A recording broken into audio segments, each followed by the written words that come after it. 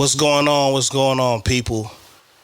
You are tuning in to Thoughts of Dizzy on a new channel called Epic Lounge Network. I'll probably get into the reason why I started this channel and what's to come from this channel another time.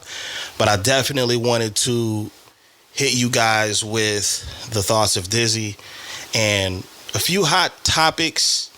And definitely, I mean, if you guys want to say it, some hot takes, I guess, surrounding certain current events. So without stalling out, I'm going to get into it. It's it's interesting. Let me take my sip. If you got yours, cheers, right? Yeah, that's good right there. Okay, man, so without wasting time, because I know y'all hate that on YouTube when people to be dragging stuff out when it's unnecessary, I got to get into this whole Keith Lee, BET Awards situation, Taraji P, all of that stuff. But first, I want to start with the BET Awards. It seems like always with our culture, with the black culture, we like to go back and forth about opinions. I mean, I guess that's what the comment sections are for on all the platforms, and to keep everybody focused on sometimes things that don't really matter. But what I wanted to really cover with the BET Awards is there was a lot of female artist performance that was pretty dope. I'm not a fan of a lot of the new generation styles. It's not that I hate it. It's just it hasn't really captured my attention. It hasn't really pulled me to it. Maybe it's because I'm older than a lot of these artists, and the type of music that I do and the type of music that I come from and was basically influenced by is different than what's going on today. But I will say hats off to the artists that did a great job performing. I know I didn't watch a whole lot of the awards. But, I know Will Smith was there and, he did his thing. Some people found it controversial. Thought that was a little weird. I know Ice Spice did her thing. Lotto did her thing. Glorilla did her thing. Sexy Red. All of these different artists got a chance to showcase their skills and talent. However you want to see it. I'm pretty sure their fans enjoyed it. But for me, the BET Awards did come off really ratchet. I know it's always had that edge to it. But there's so much more. I know the ratchet culture is necessary for certain environments, whether you guys want to believe it or not. Like, ratchet goes crazy at parties, clubs. Like, that music definitely does have a home when it comes to celebrating and having a good time, however you want to do it. So I'm not going to completely just say that, it doesn't have a home as far as in music genres and hip hop, but it seemed ratchet. It seemed, obviously unorganized. It's been unorganized in a lot of different instances. But diving into the Taraji P. Henson, Keith Lee situation, I thought that the way Keith Lee explained what he did and how he felt was good. I felt like he can articulate himself pretty well. I'm definitely a fan of what he's done. I think he's created a lane for himself that's very unique. But I thought that, he expressed himself in a great way. You're never going to make everybody happy is how I see it. What did disappoint me, was it that big of a deal? No, I don't even think it was a big deal to where he had to do a PSA on anything. But, he was moved. Whatever energy he was feeling, whatever motivated and inspired him to do it, he felt like it needed to be done. For me, looking on the other side of the screen, I didn't think he needed to, but, he's his own person. I have my own opinion. But I did understand where he was coming from with certain things he was saying. Basically, he did the video and he explained what happened and what was going on, and he felt like the rose really wasn't genuinely for him, and he'll wait his turn. And he felt like, for him to get moved up to the front of the show, or closer to the front of the show, established that, he was obviously familiar to many people and they thought it was a good idea. Sitting next to him was another unique brother who's also created a lane for himself by the name of Jordan the Stallion, I believe. And so when Taraji came out, she was talking to Jordan the Stallion, making the Method Man jokes about him resembling Method Man, and then proceeded to call him Keith Lee. And then he tried to point and say, hey, no, he's sitting next to me, wrong person. Now, a lot of the sisters in the culture decided to get on Keith Lee. And first of all, I've seen so many comments on social media talking about, well, who is he? He's not even that big anyway. That same game and that same lame conversation that we've had since the beginning of time. And now they're discrediting who he is and if he's even that important and all of this other stuff, which I can't stand when our people do that. I can't stand when we have a disagreement or somebody does something that leaves a bad taste in your mouth. The first thing you want to do is just discredit everything about them. I think that's the lamest thing we can do as a culture and as a people. And I've seen comments that said, that you have put the autism label on him. I've never seen him come out and say that he had autism, but I thought that was weird. Some people said, some people were aware that he has social anxiety, and he's talked about that on the Breakfast Club. I watched that interview, and I think he's a big person for doing what he's doing. But it was just all of this judgment. It's like black folks, we love defending ourselves and each other when it comes to another culture. But I tell you what, those other cultures and those other communities don't need no help when it comes to tearing each other down, because we got that covered. We have an A+ in tearing each other down. And, with him doing the video and explaining how he felt and his reasons for doing stuff, he just got a lot of backlash. And I mean, I even spoke up in the comment section on one post because I thought it was weird. And those that want to disagree with me, there was 100 people that agreed with me if you look at the likes on that comment. But I think that was just a lame scenario for people to get on his case about. And I also feel like, I guess Taraji decided to speak up and say how she felt, or, I guess give a rebuttal to whatever Keith Lee decided to say. And I thought that was weird too, because I didn't understand what her point was, because he did address the situation. And when he addressed the situation, he explained, that, there was no love lost on her end. And yeah, it was a mix up and stuff. And they did move his seats. And basically, she verified everything that he said. But I'm kind of confused if she even watched his response video, because it seemed like she kind of went in on him. She kind of. Let me see if I'm gonna try to pull it up real quick. Bear with me. I'm gonna try to find her exact comment, and if I can't find it, I'll try to paraphrase, I guess. Here it is right here. So she made an IG post and she said, life really too short for this behavior. He wasn't in the seat. He wasn't in his seat. They give celebrity assigned seats. I rehearsed all damn day to go hit my mark, and the young man wasn't in the seat, so he missed his moment. His ego is hurt. He will be fine. I cleaned it up at the end of the show. No love lost.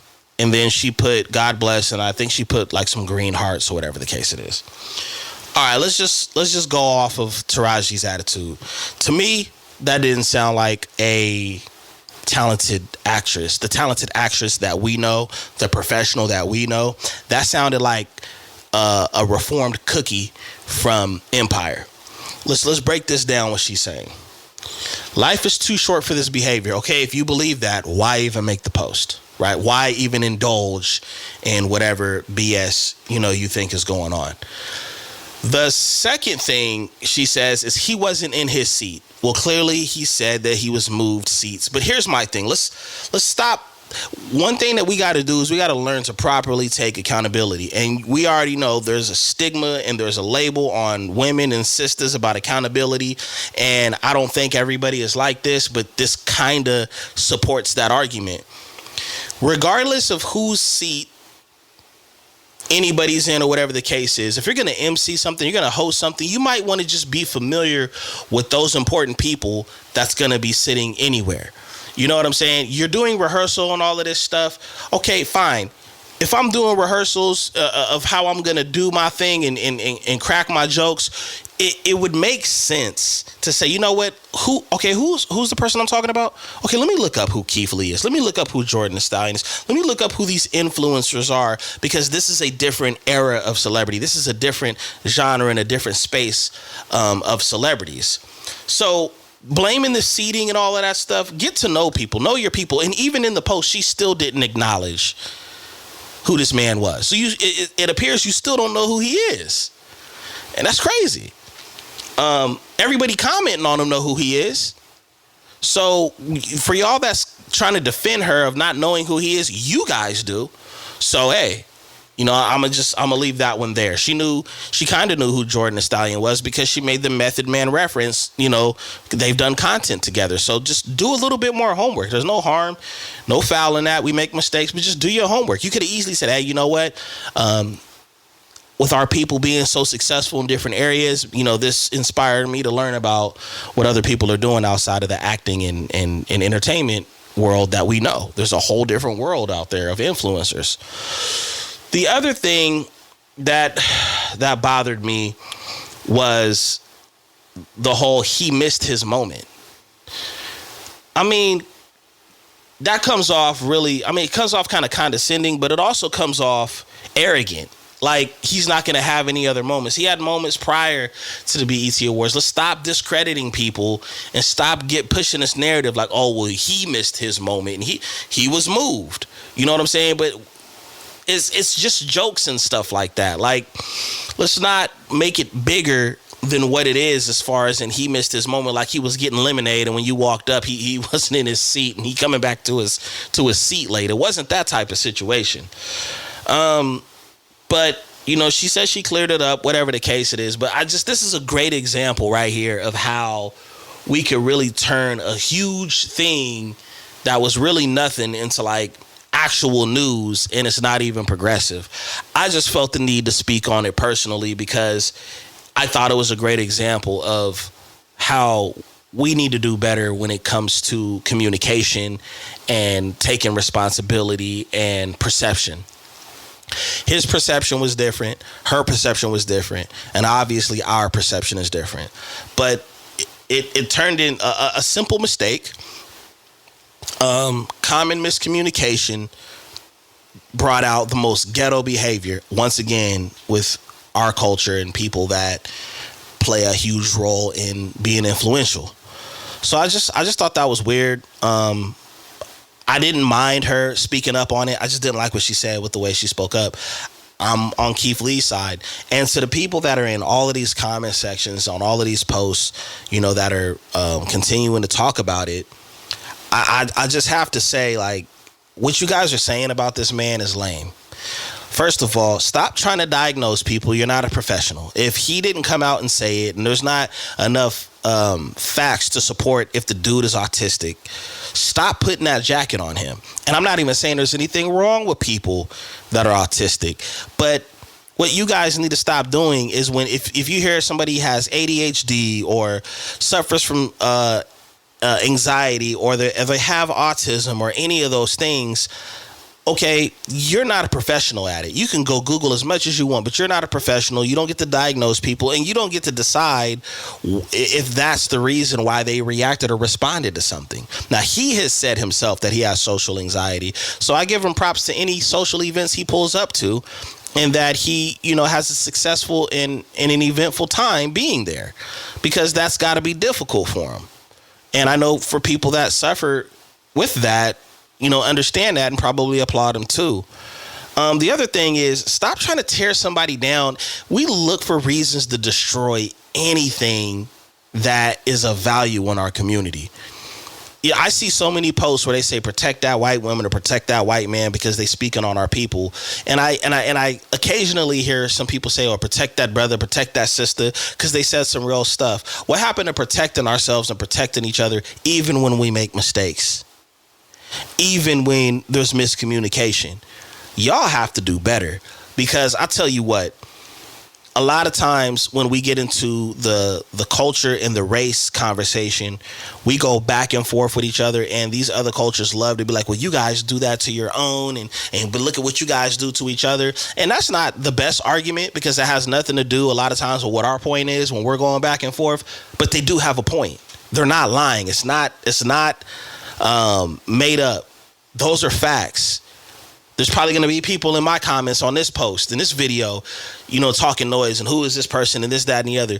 You guys have to learn to be more unified. I'm all about that. I'm all about the conversation, critique, and criticism. I'm all for disowning things that's not progressive in our community and in our culture.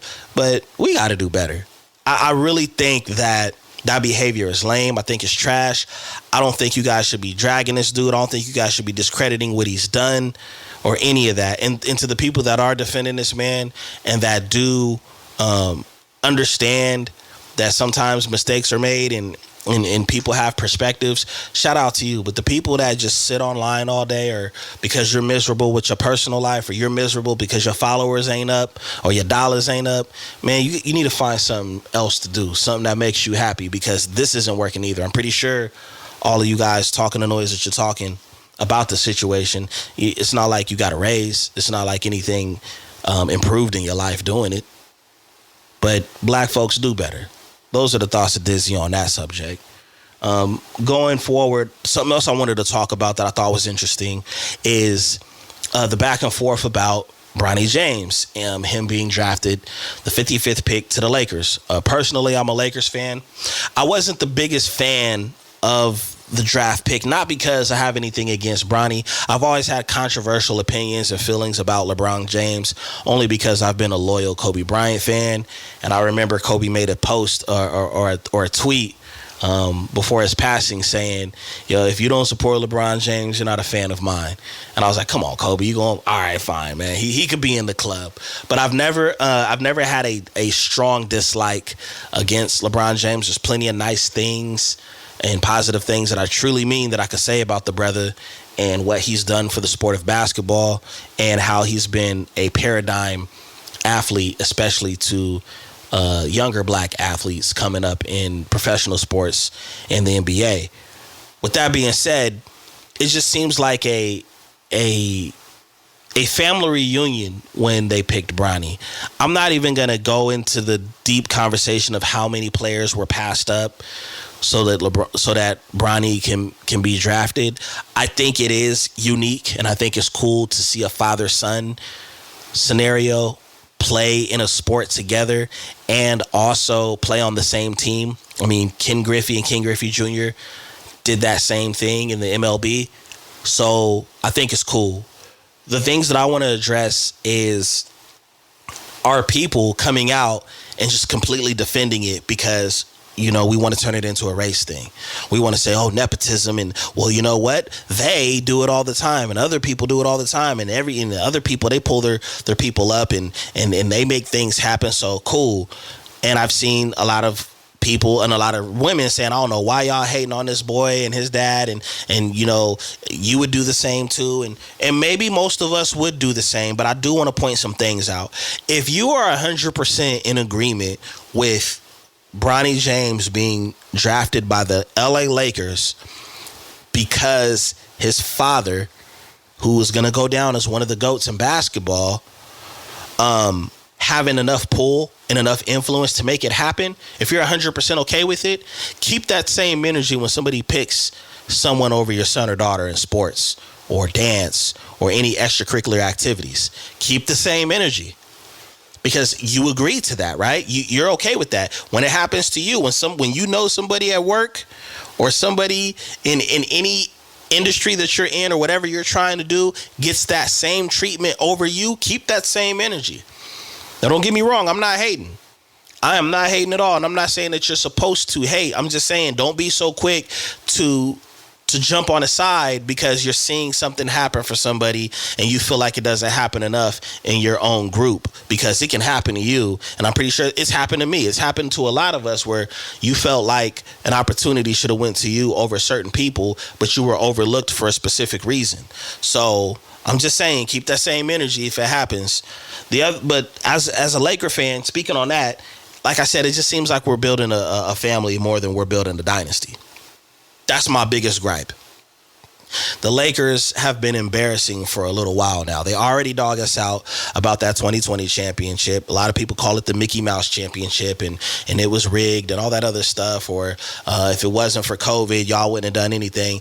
I understand where you're coming from, but I disagree, because I feel like if any other team had won it, y'all wouldn't have been saying that. Nobody said anything about the Spurs when they barely played like 30 or 20 games because of a lockout and they won the championship. Nobody brings that up. All right, nobody brings up the NBA lockout when they won, right? So, it is what it is. But as far as black folks justifying the nepotism, you really got to stand on business with that if you really believe that. I'm hoping that he does great in the Laker uniform. I hope he does great throughout his career. I hope him and Bronny and LeBron make some dope moments that everybody can remember and will never forget in the NBA. But as a Laker fan, I am a little critical on it, and we'll have to see. We'll have to see how that goes. Before I get out of here, another thought of Dizzy. I want to talk about Will Smith. We talked about it on the Notion podcast, and if he's gotten his redemption. I never canceled Will. I was really disappointed in Will with the whole Oscar slap. I also understand where that could come from, because I know what it's like personally to try to keep your composure when people are, treating you a certain type of way, and your name has dirt thrown on it, and you're trying to make the best decisions. Good people snap all the time. That's why I hate cancel culture. I can't stand cancel culture, because y'all will cancel everything but them subscriptions that's overdrafting your account every month. Y'all won't cancel your opinion and just shutting the hell up. Y'all won't do that. But, there's always a reason to cancel somebody. To be honest, I think the black community still stands behind Will Smith as far as support. I didn't like how many people was calling him lame for doing the song with the Sunday service and Kurt Franklin at the BET Awards. I thought it was inspirational. I downloaded the song myself. I hope great things happen for that brother. I've seen people criticize him about, he ain't showed up to the BET Awards now that he's kicked out of the Oscars. And first of all, yes, he was suspended from the Oscars for a decade, but y'all also need to understand that he resigned as being a member of the Oscars as well. So I don't think that's going to have a huge impact on his career. Obviously, Bad Boys is doing great. People are going to see it, and people are enjoying it. They're calling for a fifth one. I think it's amazing when people make mistakes, have accountability, like a lot of y'all don't know how to have, and some of these other celebrities don't know how to have, try to redeem themselves, try to continue to be who they've always been. So, again, our culture, we got to do better. We got to protect our own better. We got to stop helping people tear us down. And shout out to Will Smith. He was a childhood hero of mine. I still enjoy his acting. I still enjoy his music.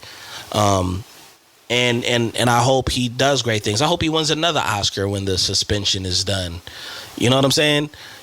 One thing I do agree with about Taraji P is she said life is too short to, act certain ways and be a certain way. I agree. I just don't know how many of you out there understand that. But anyways, I'm going to get out of here. You've been tuning in to Thoughts of Dizzy right here on the new Epic Lounge Network.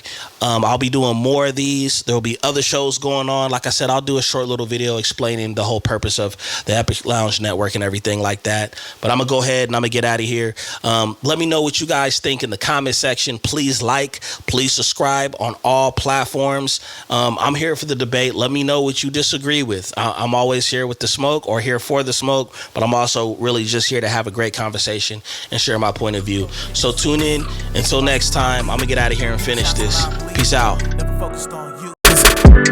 Neon green, neon yellow, neon green, neon yellow, neon green,